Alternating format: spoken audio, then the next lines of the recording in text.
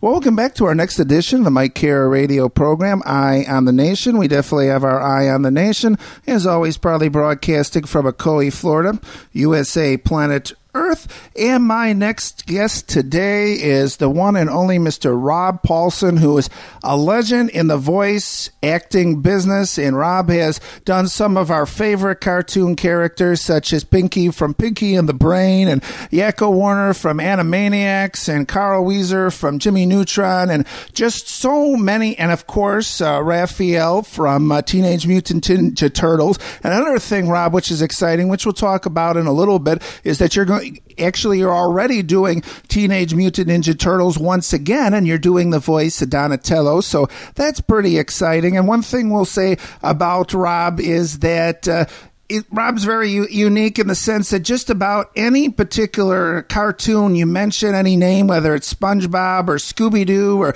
Jimmy Neutron or whatever it may be, Rob has had some sort of voice in there. So first of all, Rob, we have a lot of things to talk about, including the fact that you now have a show similar to this. So now you get to answer some questions instead of asking them. And you have a show called Talking Tunes. Is that right? I do, and first of all, thank you so much for having me on, Mike. I know this is the second time I've had the pleasure of being in your company, at least audio-wise, and thanks very much for having me on. But yeah, I do, actually. I have a little podcast, which I started doing about a little over a year ago, kind of as two things, a labor of love and a desire to kind of start a new kind of tangent, pardon me, in my career. And I just wanted I've gotten to a point where I'm fortunate to work pretty much every day, and as you see, I've worked on just about every show out there in some way, shape, or form. And but I didn't have the opportunity to sort of have control over what I do, in terms of making choices about things. I love going to do personal appearances, meeting people. And so I thought, well, how can I do this? Like most voice actors with whom I work, we all started doing live theater, stand-up comedy, music, in my case, improv, and that's sort of what I wanted to get back to, is having that immediacy with respect to the audience participation and response and all of that. So I started doing my podcast as sort of a launch pad from which to do these live appearances, which I've been doing more in the last year, and I'm continuing to do as many as I possibly can. And the podcast really has taken off. I do it every week. Pretty much, I've missed a couple because fortunately I'm still working, but I do it every week, and you're right, it's called Talkin' Tunes, TALKIN 'TOONS, Talkin' Tunes with Rob Paulsen. It's available on my website, which is robpaulsenlive.com. That's PAULSEN live.com. And, of course, iTunes under podcasts. And basically what I do, well, not even basically, what I do is talk to these world-class voice talents who happen to be my personal friends. So I'm really, really fortunate because I don't have to go through the same channels that,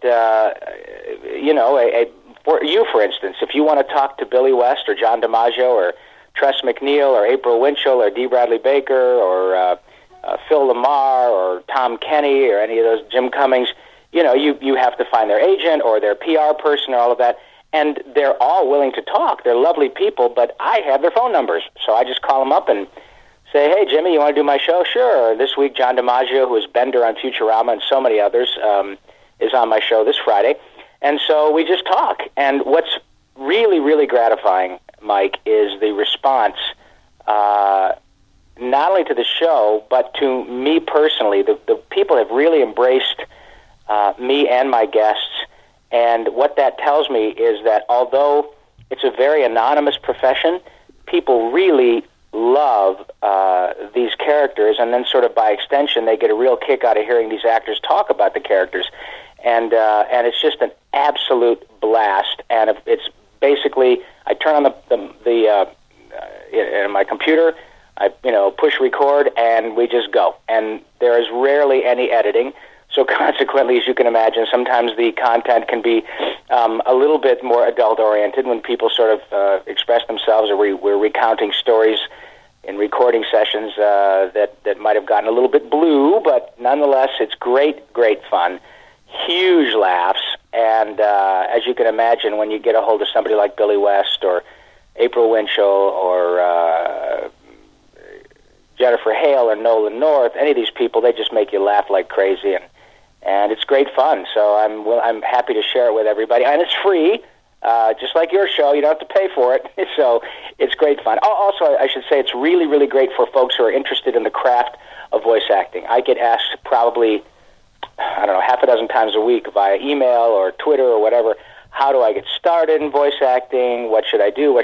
And everybody that we have on speaks to that question. They all talk about their beginnings, how they got started, what they went through, and the stories are interestingly the same in general, but specifically a little different. And I think what that does is help people understand that there is no one right or wrong way to sort of become a voice actor. And they hear from the people who are the best in the business, and they're hearing from people in real time. They're not hearing from somebody who is trading off a show they did 10 or 15 years ago. They're talking to people who literally just came from a session, and they're going to go to another one as soon as they're done talking to me. So it's huge fun, hopefully very informative, and people seem to like it.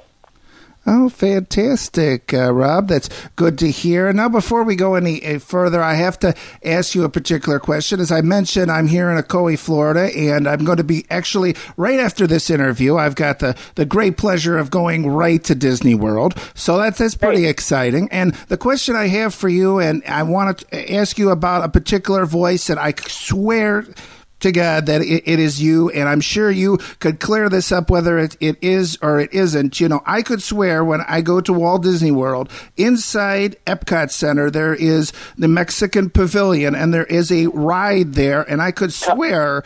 Yes, you're talking about... I don't even have to finish my story. Jose Carioca, that is me. Oh, fantastic! I knew it. So that is just fantastic that you're in there. So yeah, we'll look forward there to that one. So I mean, that's one particular voice that you have in Disney World. Is your voice anywhere else in there as far as you know currently, or? I think it is, Mike. And by the way, you have a very good ear. Good for you for picking that out. But I think it is. I know that I also do the voice of a character named Bobble. There are another brilliant voice actor, Jeff Bennett, and I do these characters, Clank and Bobble, who are in the Tinkerbell video series. And Tinkerbell, of course, is played by the beautiful and talented Mae Whitman from Parenthood, who plays Amber on Parenthood. And she's interestingly, she's the voice of not only Tinkerbell, but in the upcoming iteration of Ninja Turtles, she's also the new April O'Neil. But so I do this character named Bobble, who's for some reason is a Tinker Fairy who lives in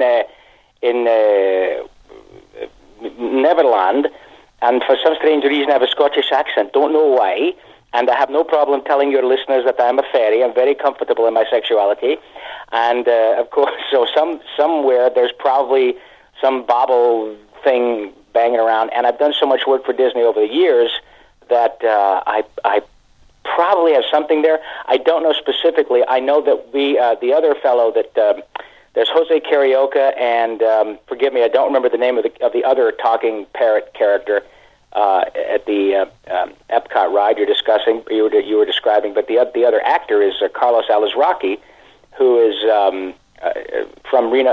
A regular on Reno 911, was the voice of the Taco Bell dog, and said "Yo quiero Taco Bell," and what else? Rocco and Rocco's Modern Life, and is a regular on Fairly Odd Parents. He's going to be on my podcast next week. So he's my counterpart. The only people I know that have regular sort of voice things going on all over the place are the people that do the Disney signature characters. Billy Farmer, who is the voice of Goofy, was on my podcast about a month ago, and of course he's all over that place. Russi Taylor, who is Minnie Mouse, is everywhere. Wayne Allwine, unfortunately, Russi's husband, had passed away, but he was the voice of Mickey Mouse for, 30-odd years.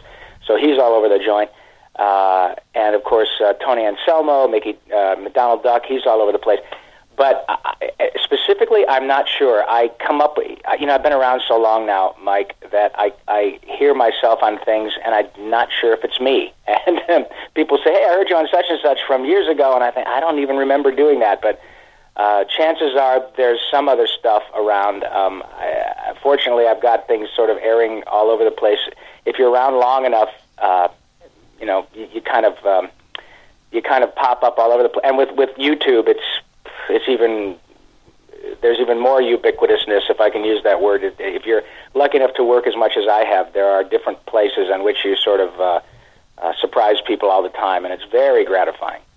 Oh, okay. And now this next question actually comes from my mom, and she wanted to make sure that she asked that. One of her favorite shows apparently was the My Friends Tigger and Pooh, and she wants to know if that show is ever going to come on again because it was her favorite, and she really enjoyed you as Raccoon, and could you do more singing as Raccoon in that?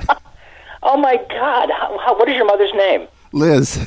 Well, Liz, thank you how sweet of her. My goodness, Raccoon, as I recall, was kind of this cool guy, sort of like a Tom Waits kind of raccoon, very cool, as I recall.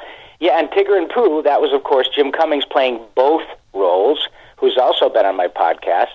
But people may not know is Jim Cummings is not only Tigger and Pooh, he's also the Tasmanian Devil. So that's what's so great about this business. The guy, goes from the extremes and is brilliant at all of them. Well, Liz, I don't know, honestly. Thank you very much. I was very fortunate to come in sort of at the tail end of that show, and really, there's no downside. The people with whom I work are brilliant, and the folks at Disney have always been incredibly nice to me. And I don't know. Not working in the corporate structure, I don't know if they have any plans to bring it back. Fortunately, we have things like DVD and the Disney Channel that allow these things to be aired repeatedly, sort of in perpetuity. But I'm a freelance actor, so yesterday I was at Cartoon Network doing Ben 10, and next week I'll be at Nickelodeon, and last week I was at Warner Brothers and Universal, and so we work at all the studios, sometimes 2 or 3 different ones in the same day. And I don't write the shows and I don't produce them, but I'll tell you what I will do, Liz, is I will find out, and if I can hear anything that is a positive note with respect to the show, then I'll give Mike a call, because I have his phone number now. So if I find something out, I'll be happy to let you know. Okay, Rob, we're going to take a quick break, and we will be back. My guest today is voice actor legend, Mr. Rob Paulsen. You are listening to the Mike Care radio program, Eye on the Nation. Definitely have our Eye on the Nation. As always, proudly broadcasting from Ocoee, Florida, USA, planet Earth. And please stay with us for our next segment of this edition of our program today. Well, welcome back to our next segment of this edition of the Mike Care radio program, Eye on the Nation. We definitely have our Eye on the Nation, as always, proudly broadcasting from Ocoee, Florida, USA, planet Earth. And my guest today is the legendary Mr. Rob Paulsen, who is a fantastic, if there was, and maybe there is, a voice acting hall of fame, he would be definitely in it. Provides so many great voices. Of course, legendary Pinky from Pinky and the Brain and Animaniacs, Yakko Warner from Animaniacs, Raphael and Donatello from the Teenage Mutant Ninja Turtles, Carl Weezer from Jimmy Neutron, the list go on and on and on and on. And again, Rob Paulsen, it's an honor and pleasure you could join me on my program today. Thanks so much. Okay, Rob, now, as we mentioned that you're now in the new edition of the Teenage... Now, with the Teenage Mutant Ninja Turtles, it seems like there was so many incarnations, it seems, and you were, like, in maybe a couple of those as Raphael then, right?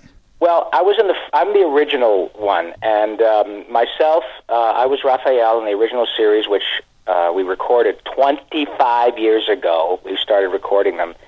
And they started airing, I believe, in the fall of 88, early 89, but really didn't explode on the scene till 89, 90. And then, of course, became part of the culture. I was Raphael. Barry Gordon was the original Donatello. Cam Clark, the original Leonardo. And Townsend Coleman, the original Michelangelo. And the four of us were lucky enough to get this show 25 years ago. And then... You're right. Subsequent to our show, which I think was like 190 or 200 episodes and certainly we recorded them for 6 or 7 years, and I think people still like the original Turtles. I see the T-shirts all the time. And I have to tell you, when people find out I was the original Raphael, it's really very sweet, which goes back to why I love doing my podcast, because it helps me promote these live appearances. And inevitably, when I go do a live show, whether it's a voice acting workshop or just a sort of a meet and greet, tons of laughs and autographs show at a college or wherever, different cities around the country, and I'll be promoting them more and more. Inevitably, there are people in the audience to whom these characters, including Raphael, have had a profound effect on their lives, and it's so incredibly gratifying to meet these people, because it's not the sort of gig where you walk down the street and people say, hey, there's Raphael, there's Pinky, there's Carl, which is good, because I don't want to really necessarily look like those guys. But once they find out, it's so incredibly wonderful, the response I get. But getting back to your question, and you can tell I ramble a bit. It's a good thing I make my living. It's a good thing I make my living speaking, because I seem to be good at it. But yeah, I was the original Raphael, and then there were several sort of iterations of the show, movies and a couple of TV shows in the years after we did ours that had nothing to do with any of us. That is the original actors, and that's not unusual, Mike. When a new producer or a new studio gets a hold of a property, they certainly have the right to hire whomever they want, and often they decide they want to put celebrities in the roles, and, hey, man, that's showbiz. They can do whatever they want, and I appreciate that and understand it. But what's fascinating about this new version of Turtles is about 2-3 years ago, Viacom, which owns Nickelodeon, MTV, Paramount, all that is Spike TV, bought the rights to Ninja Turtles, lock, stock, and barrel. I think they paid about $60 million to own the whole franchise.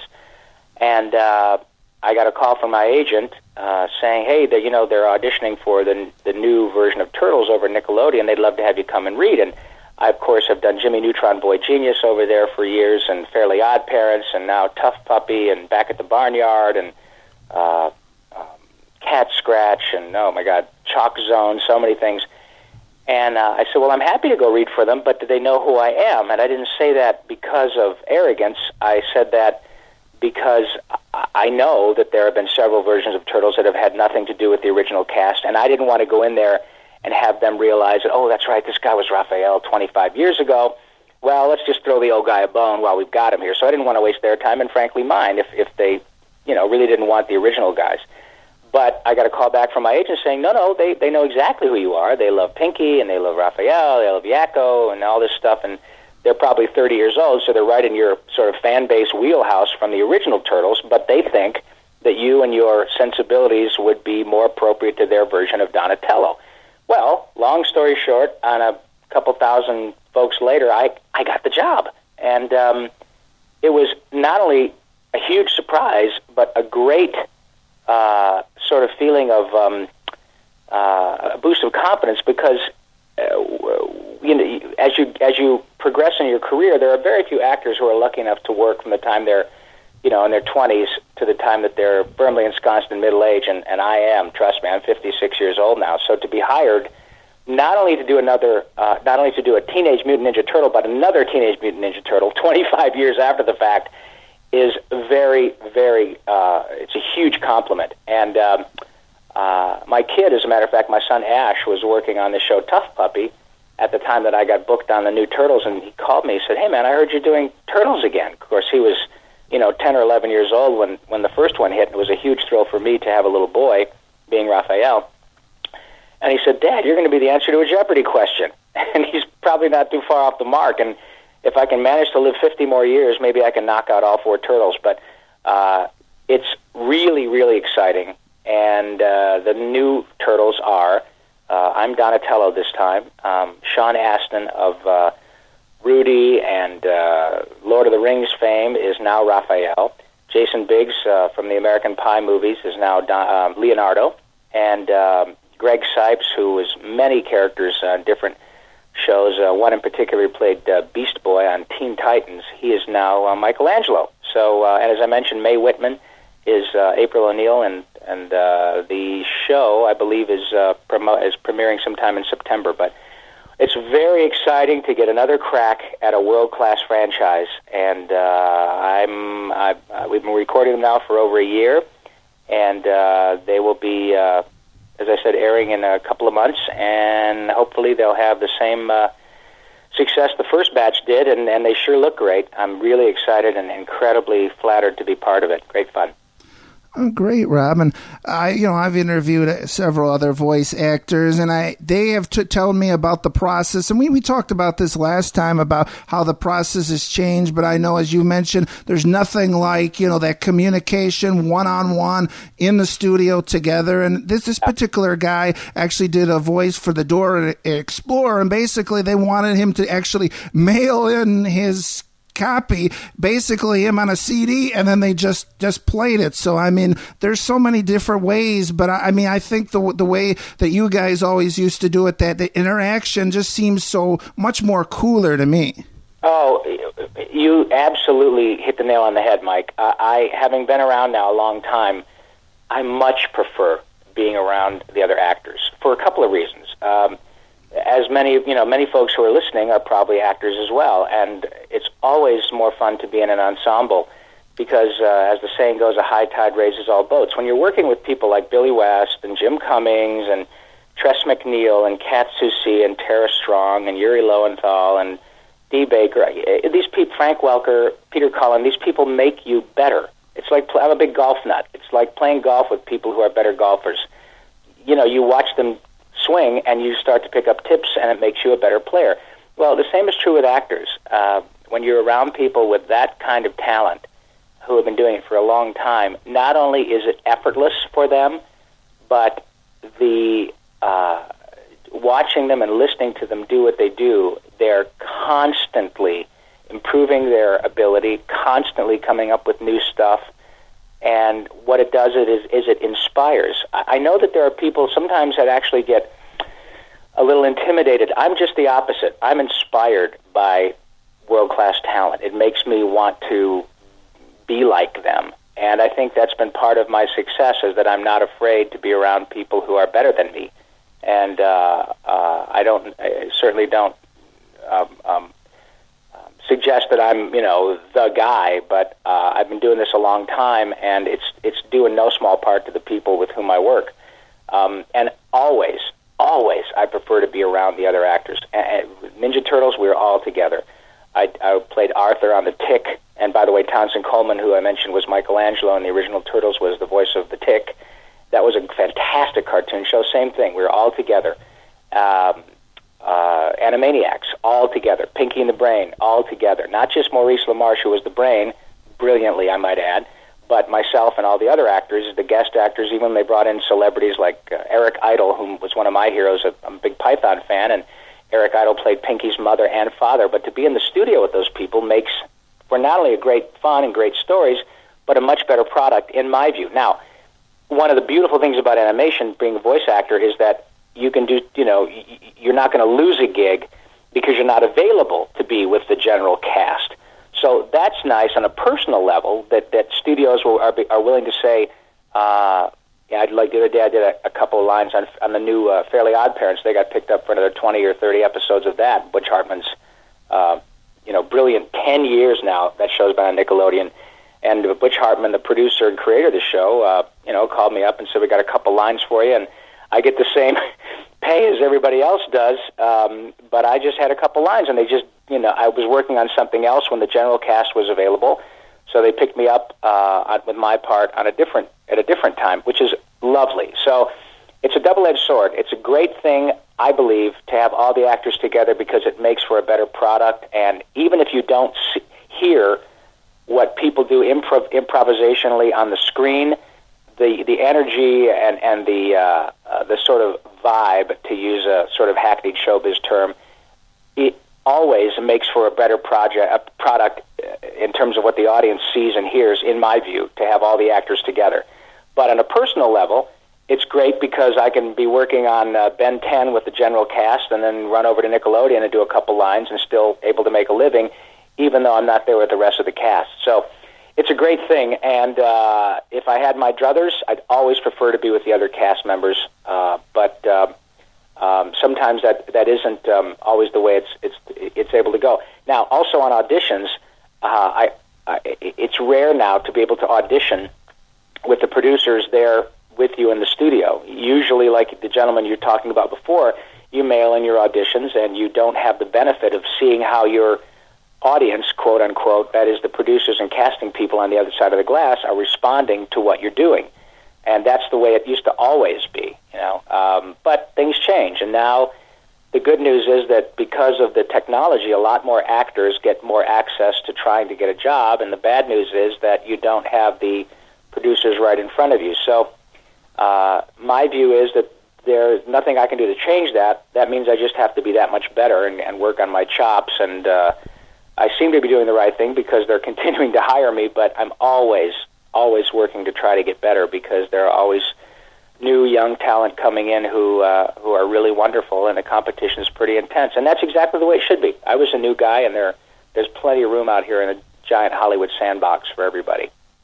Okay, Rob, and I want to talk about, you know, some upcoming projects. Now, I understand now, apparently, which is okay, the Annoying Orange has now got his own TV show, and I understand that you actually now have a role as Commander Broccoli in this. Can you tell us about that?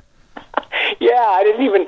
That's amazing. How did you find out? That's great. I didn't know that. I mean, I know it's on. I think it's on Cartoon Network, and Tom Shepard, who is an Emmy-winning writer from one of the Pinky and the Brain writers, is producing that show. And Dane, the gentleman who came up with The Annoying Orange, is going to be on my podcast eventually, too. And, I'm having a blast. I had done a similar type of show years ago. There was a Steve Odekirk, who, brilliant writer, director, actor, who produced and produced Jimmy Neutron and also Back at the Barnyard, 2 films which spawned a series at Nickelodeon. We did a series of technologically similar things years ago called, there were these thumb things like Thumb Wars and Thumbtanic and Bat Thumb and Franken Thumb and the God Thumb. And what they did is they took human thumbs and superimposed my face and other actors, Mark DiCarlo and other folks, Paul Greenberg, and they would superimpose our eyes and nose and mouth, their eyes and mouth, I think, on a human thumb and dress them up, and there were these really bizarre sort of shows with these thumbs that were talking, and man, you have a couple of drinky poos and watch that stuff, and it makes for an interesting evening. But the technology is, I think, similar, only more improved now, and Dane, gentleman who came up with The Annoying Orange, has, you know, superimposed human features on an orange and other types of fruits and vegetables.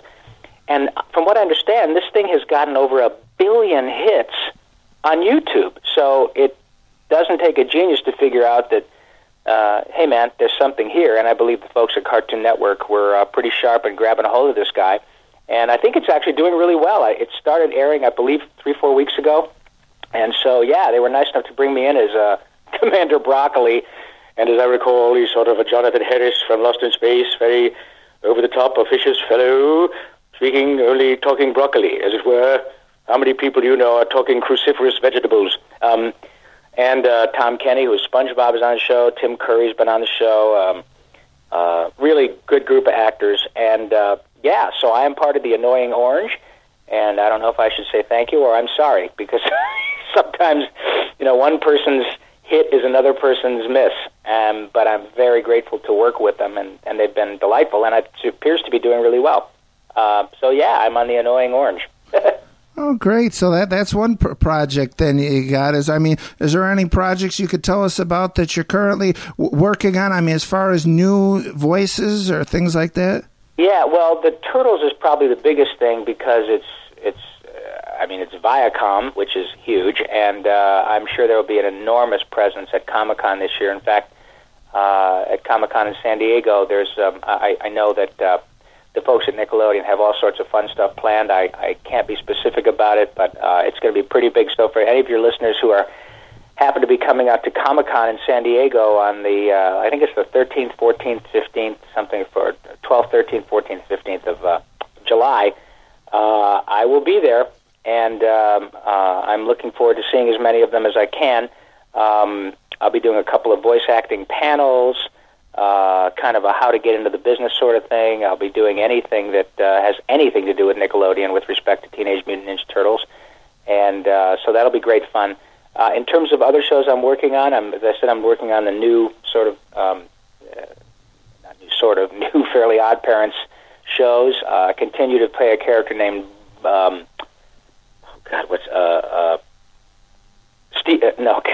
I can't remember. I was going to say Steelbeak, which is a character I played on Darkwing Duck all those years ago. I'm playing Bird Brain. Yeah, that's it. A character, a funny bad guy on this show called Tough Puppy for another Butch Hartman show at Nickelodeon. I play Bird Brain on that show. Great group. So I'm always doing stuff. I'm a semi-regular on Ben 10 over at Cartoon Network with the beautiful Yuri Lowenthal, who is the voice of Ben 10, and Ashley Johnson, and yesterday was Paul Lighting and Ashley Johnson and Yuri Lowenthal and Dee Bradley Baker and Tara Strong. It's just an endless group of great actors. And Jess Harnell, who was Yakko Warner on Animaniacs with me when I was Yakko Warner. Hello, nurse. We are continuing to reprise our roles as the two goofy gophers on the Looney Tunes show. I don't know if you may recall when we were kids, there were two very officious British-sounding gophers, very much like this, very quick-speaking sort of, after you, very polite, incredibly polite gophers. And Jess and I are playing these two gophers, and I like to say that they're two gophers about whom there is absolutely no ambiguity with respect to their sexual preference. So you take that as you may, and it's quite funny. So yeah, man, there's always cool stuff going on, and my real main personal juice is behind all these personal appearances, and I'm working very, very hard to start to do them on a much more regular basis than I have been. As an interesting side note, John DiMaggio, who, as I mentioned, plays Bender and many other characters, is going to be on my podcast this Friday. He, myself, Billy West, Tara Strong, Kevin Conroy, who's the voice of Batman for 20 years now, Jess Harnell, and Maurice LaMarche, the voice of the Brain, and he just won an Emmy for all of his great work on Futurama, and Morbo, and Kif Kroker, and great actor, and dear friend. We were up in Seattle a bit ago doing the Emerald City Comic-Con, and while we were there, we were asked to do a reading of the original Star Wars script, maybe the first act or so of Star Wars, and we would change and do different characters, Darth Vader as Pinky, or Princess Leia as Batman and stuff like that, and it was quite fun, and we all had a great time and went home. Well, I got to tell you, man, this thing now, in the course of a couple of months, is approaching 1 million hits. So if you go to YouTube and you search for just ECCC, which is the acronym for Emerald City Comic-Con, ECCC Star Wars, and it'll come up.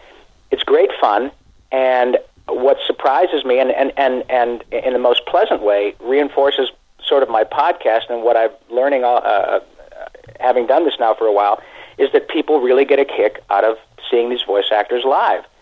So my feeling is if 1 million people are fascinated by watching this thing that we just did on the spur of the moment, that there's probably an audience out there for me to come around and meet and greet people, and so I'm looking forward to doing more of that. So I have a bunch of different personal appearances that are coming up around the country, and I'm looking forward to meeting as many people as I can. Okay, Rob, we're going to take a quick break, and we will be back for our very last segment of this edition of our program today. My guest is the legendary Rob Paulsen, who is an icon in the voice acting business. If you name a show, a cartoon, he's probably done a voice on it. Of course, Jimmy Neutron, SpongeBob SquarePants, Fairly Odd Parents, Animaniacs, the Teenage Mutant Ninja Turtles, the list goes on and on and on and on and on. And this is Rob's second time on the program, and we always appreciate when Rob comes on. He spends so much time with us, and Rob is a true professional, one of my heroes growing up. And when you talk about voice acting, when you want the best, Rob Paulsen's name always seems to appear. When I talk about I want legends, and I want icons, and I want this, and I want that, and I want the other thing. I want some really cool dudes, bro. Rob Paulsen always seems to get in here, and it is just a simply pleasure and honor to have such a legend as Mr. Paulsen. Again, my guest is voice actor legend Mr. Rob Paulsen, and you are listening to the Mike Care radio program, Eye on the Nation. Definitely have our Eye on the Nation, as always, proudly broadcasting from Macoy, Florida, USA, planet Earth. And please stay with us for our very last segment of this edition of our program today. Well, welcome back to our very last segment of this edition of our program today on the Mike Care radio program, Eye on the Nation. We definitely have our Eye on the Nation, as always, proudly broadcasting from Macoy, Florida, USA, planet Earth. It is a beautiful Saturday afternoon. Everyone's waiting for me to get done with this so we could head on to Disney World. As I mentioned, I'm going to be hearing Rob as couldn't finish my story, which is perfectly okay. He knew exactly what I was talking about. I always worry, now wait a minute, that wasn't me. What are you talking? What are you, nuts? But no, Rob Paulsen, my guest, has done so many great. I remember the Snorks, the Smurfs, Fraggle Rock. There's just been so many. A Loose Count, the Happy Elf, and these interviews are very unique, and it's hard because I just want to hear, not that I don't want to hear my own sound of my own voice, but I just love the stories that Rob Paulsen and not a lot of people come on the show a second time, and not a lot of people, when you find out, you kind of get that lump in your throat. Rob Paulsen wants to be on my show. I mean, that's very exciting, and we're very honored. And besides being so honored to have such a great guest, second-time guest as Mr. Rob Paulsen, we're also very honored to have and blessed to have you as our listeners on the Mike Care radio program, Eye on the Nation. We really do appreciate you, and I want to say that all of our shows are special, but when it's hard when the show's a little personal, when you grow up. I'm getting all choked up here with a guest that's actually somebody that you remember hearing and remember seeing, including being the gas station attendant and the movie Warlock, which is great now. Is I could actually say all the things that I couldn't say before that I'm saying now about Rob. And it's just great that, Rob could be here. And it's also great that each and every one of our guests for the Mike Care radio program could be here too. Again, my guest is the legendary voice actor, Mr. Rob Paulsen. And he also does some voiceover work, and as well as an actor. So we've seen, as we mentioned, Rob's face, Rent the movie Warlock, and you will see Rob in there. The movie Spaceballs, he has an uncredited extra role. He can be found in there. So Rob is just a great Renaissance man doing a little bit of everything, but of course his legend, and I don't know if there is a Voice Actors Hall of Fame, but he definitely should be in it, and his legend comes from the voice acting. He does thousands and thousands of voices. Again, voice actor Rob Paulsen, a pleasure and honor you could join me today, sir. We're truly blessed, and thanks so much. And one thing, Rob, I wanted to ask you about, we always hear about these workshops, and in fact, one of the voice actors that I had interviewed, she had actually sent me her CD as a free gift, and it's all about different sounds and different techniques. I mean, what do you think about something like that? Well, that's an interesting question. I was just talking to Candy Milo, another fantastic actress who was on last week's podcast. She was the voice of Cheese and Foster's Home for Imaginary Friends and Dexter and Dexter's Lab. I mean, just an incredibly gifted actress. And we just literally yesterday were talking about that very thing. There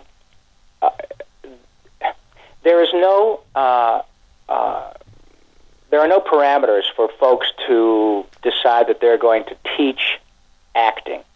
And that's both. I don't know that that's a good thing. I mean, you can't legislate that, and I don't want to. But for instance, when you come out here to Hollywood, you can look through the respective sort of Hollywood papers like Dramalog or Backstage or Variety or The Reporter, whatever, or even most cities have learning annex kind of adult education programs, and inevitably you'll find somebody who is, Fred Johnson, man of 1,000 voices, and teaches cartoon workshops and all that stuff, or voice acting workshops, or just regular acting workshops. And when you do a little research, and you kind of go, well, this guy really hasn't done much, or he did something 4 or 5 years ago or 10 years ago. And what happens when I read that is that I've been around for a long time. I've done over 2,000 half hours of animation, which means I've probably auditioned for 3,000 or 4,000. I've done, 1,100 commercials, a lot of music, a lot of on-camera stuff, and I know pretty much everybody, and everybody else is, we all know each other. So when I see somebody like that, it kind of red flags me, because I think, well, I would have met this person, or I would have heard of them, or known them. Even if we're not personal friends, I would have heard of them, or met them somewhere in the last 30-odd years. So it always red flags it a little bit for me, because I don't want young folks, or even folks who are older and they decide they want to try a different career move, to spend their money with somebody who doesn't really know what they're talking about. Now, I'm not saying that's the case of the young lady you were discussing. I don't know who you're talking about, and she may have been very reputable. Now, also, just because I don't know a person doesn't mean they don't have talent. But in terms of being in L.A.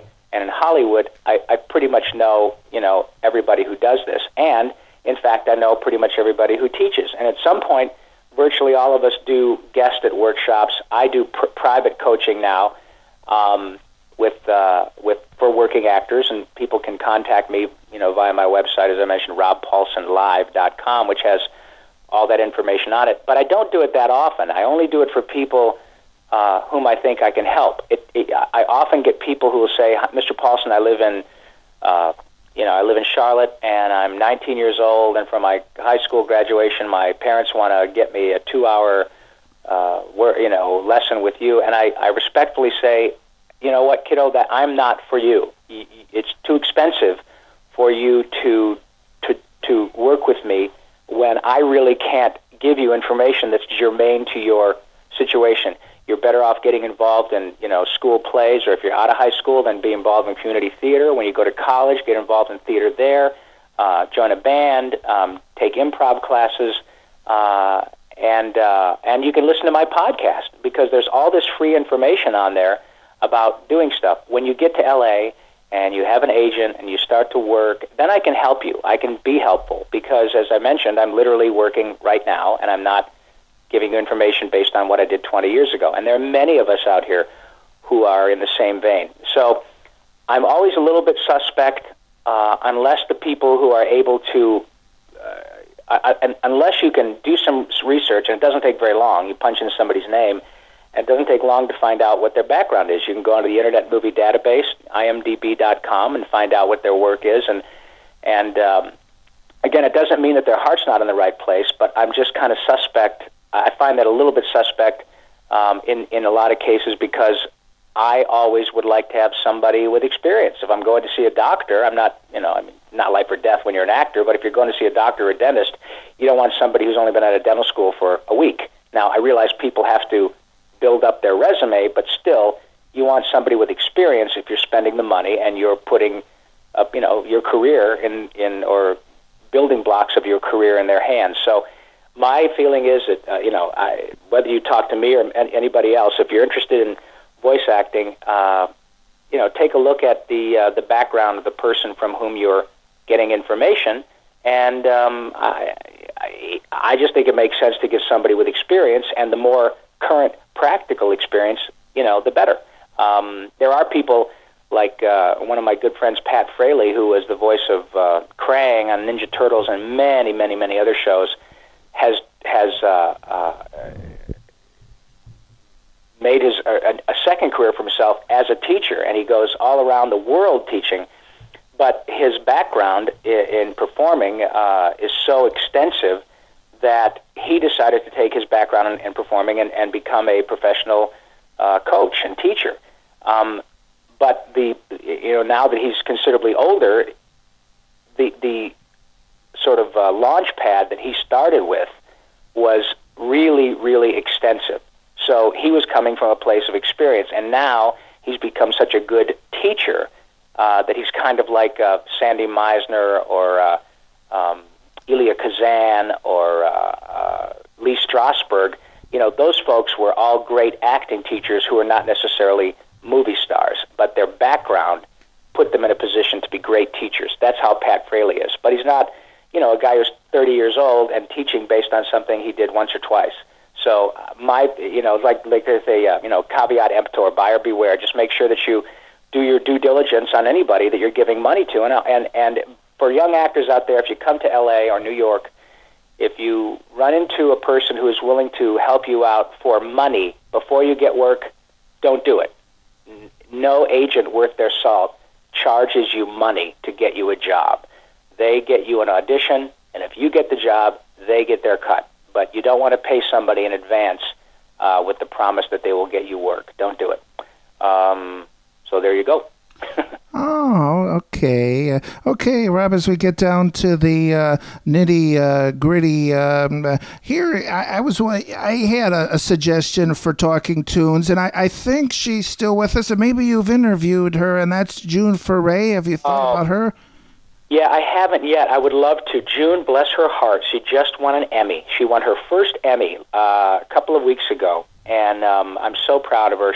I just talked about her the other day to Mark Evanier, who is a very well-respected, well-revered director, writer, been around forever, and a very close friend of June's. I've had the pleasure of working with June many, many times, and first time I met her was 25 years ago when she was 70. I don't think she'll mind me telling people. She's 95 years old now, and she was, of course, the original voice of Rocky the Flying Squirrel and Natasha, and did so many great. And I remember when I met her at Hanna-Barbera 25 years ago, I said, Ms. Foray, which if I close my eyes, would you just say, "Hokey smoke, Bullwinkle"? And she did, and of course it was the coolest thing in the world. But I have not had her on. I would love to. I luckily have such a backlog of people that I'm going to have on that I have not yet had the pleasure, but I will certainly do that. And you're not the first person to suggest that's a very, very good suggestion, and I'm going to do my best to get that done. What's happened now is that the podcast has taken off so much that I get people every day that literally Twitter me or Facebook me and say, "How about this guy? How about this girl?" And I have to kind of remind them gently that I have a day job, which is being a voice actor, and I don't have time.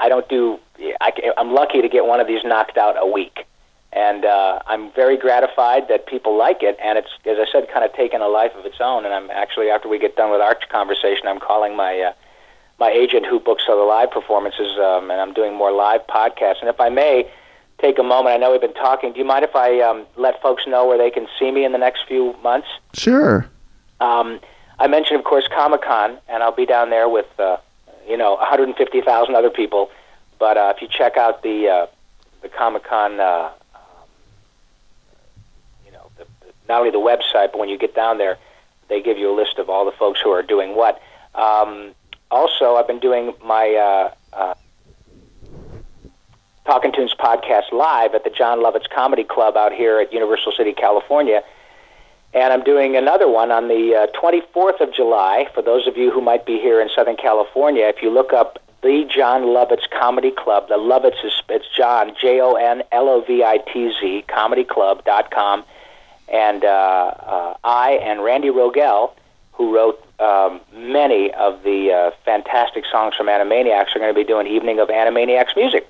Randy and myself and his handy-dandy piano are going to be singing Animaniacs songs and doing a Q&A with the people, and that will be part of a live podcast from the John Lovitz Comedy Club.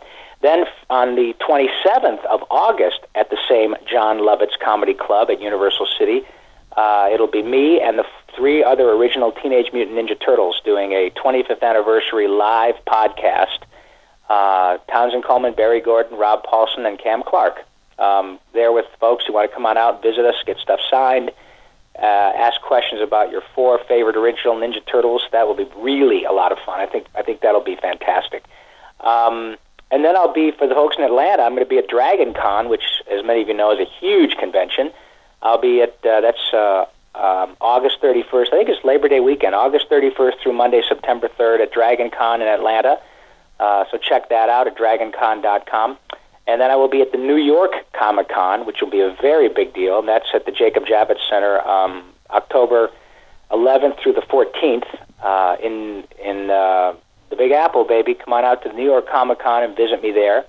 And then Friday, October 26th to the October 28th, I have a nice fall weekend at the Geek Media Expo, GMX, the Geek Media Expo in Nashville. So I will be doing a little bit of traveling, and people will be able to keep up with this not only on my podcast, which again is Talkin' Tunes, TALKIN''TOONS, available on iTunes and at robpaulsenlive.com, which will give you all the information about personal appearances. If you're interested in possibly doing some private coaching, and also I do sign autographs. I charge $25 for an autograph picture. All of the proceeds go to my two favorite charities, which I split between the two of them, and they are Operation Smile, which is a fantastic charity where these wonderful surgeons travel around the world and repair these really horrible birth defects, cleft palates and cleft lips that children are born with, and these wonderful surgeons travel around the world to help children be able to smile. And my feeling is that my job is to make people smile, so it seems to be a pretty logical fit. So that's one of my charities, and the other one is the Wounded Warriors Project. So all of the proceeds from any autographs that I sign are split 100% between the Wounded Warriors and Operation Smile. So that stuff is also available on my website. And keep your eyes peeled for the new Teenage Mutant Ninja Turtles. It's going to be pretty incredible.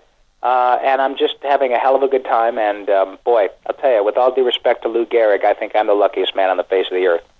Okay, Rob, again, it's always a pleasure to speak with you. I'm off to Disney World. And yeah, before we do go, I want to ask from the whole Cara family, we've already requested on Facebook, or I think it's at Vent, where you demand, and I've already demanded that you come to Florida, Orlando. So I will. Well, I was just there, a couple weeks ago. I forgot the name. No, it was about a month ago. But I am going to do my best to go back because, of course, I love going all over the place there, and occasionally I'm brought down to Disney World to promote stuff. I was there a couple of years ago to promote the release of the latest Tinkerbell movie, and so they may bring me back there. But I'll tell you what I'll do, Mike, not only for your sweet mother, Liz, if I find something out about Tigger and Pooh, but if I'm coming down there, I'll let you know. And this demanded thing on my website is a really cool thing, and I have to apologize. The reason that I haven't sort of shown up where people are demanding yet is because I was caught sort of, surprised by the response of the podcast. And so now I'm working very hard to go to see as many people as I can. And I think I just listed half a dozen places where I'll be, and I'm doing my best to make it at a much more regular basis. Colleges, workshops, and the dates that I just gave you, I'm going to do my best to try to do a live podcast in each of those cities as well. So that if you keep in touch with me via my website, I can say, I'm going to be at the Geek Media Expo, but there's a House of Blues in Nashville, and I'm going to do a live podcast there. I'm not saying that's the venue. I'm just using that as an example. And so people can come and see me in addition to the venue where I'll be, the convention. I'm doing my best to also do like a workshop or a live event in all of these cities as well. So it's an enormous amount of work, but it's very gratifying, and I just love meeting people. And I promise you, man, if I can get to Florida, dude, we'll get you in there. And I would love to meet you in person. And thank you very much for being so generous with your time, and thanks, your audience for listening and supporting all of us who make our living doing what used to get us in trouble in 7th grade, man. I really appreciate it. Okay, thanks so much, Rob. I appreciate your time. And could you give us your website one final time? I will. It is www.robpaulsen, Paulsen live, robpaulsenlive.com. And check it out. And I'm going to be doing probably a bit of a minor overhaul update in the next few months once I really get rolling with these personal appearances. So I hope you guys get a kick out of it. And yeah, man, I'm looking forward to meeting as many of you as I can before I die. So I don't plan on doing that for a while. So let's see if we can meet as many people and sing Yakko's World all day long. My God, I can just, I don't know how many times I've done Yakko's World, but it's all over YouTube. Okay, I will have to check that out. Okay, my guest has been Rob Paulsen, and you've been listening to the Mike Carroll radio program, Eye on the Nation, and please catch us again next time. Have fun at Disney World, buddy.